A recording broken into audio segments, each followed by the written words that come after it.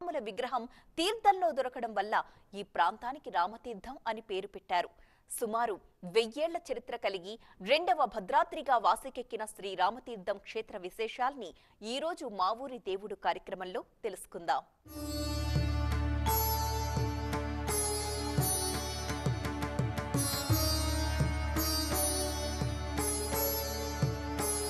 వెయ్యి సంవత్సరాల చరిత్ర కలిగిన ఆలయం, రెండవ భద్రాద్రిగా ప్రసిద్ధి చెందిన దేవాలయం.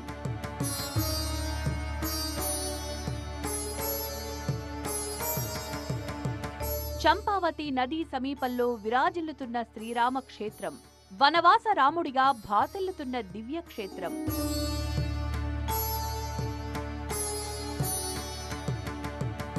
ఉత్తరాంధ్ర భద్రాద్రిగా ప్రశస్తి పొందిన శ్రీరాముల వారి దేవస్థానం విజయనగరం జిల్లా నెల్లిమర్ల మండలంలో రామతీర్థం గ్రామంలో కొలువయుంది. ఇక్కడ శ్రీరాముడు చిరకాలంగా భక్తుల కోరికలను తీర్చుతూ కొంగు బంగారుడైనాడు. విజయనగరం పట్టణానికి ఈశాన్యంగా 12 కిలోమీటర్ల దూరంలో ఈ ఆలయం నెలకొని ఉంది. చారిత్రక నేపథ్యంతో ప్రాధాన్యత సంతరించుకుంది. ఈ క్షేత్రంలో రాములోరి విగ్రహం తీర్థంలో దొరకడం వల్ల ఈ ప్రాంతానికి రామతీర్థం అని పేరు వచ్చిందని పెద్దలు చెప్తున్నారు.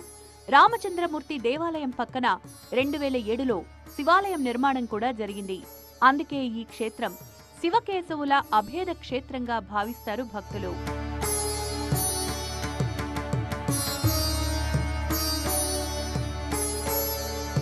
స్థల పురాణం ప్రకారం ఆ ఆలయాన్ని 15వ శతాబ్దంలోనే నిర్మించారని శాసనాలు తెలుపుతున్నాయి.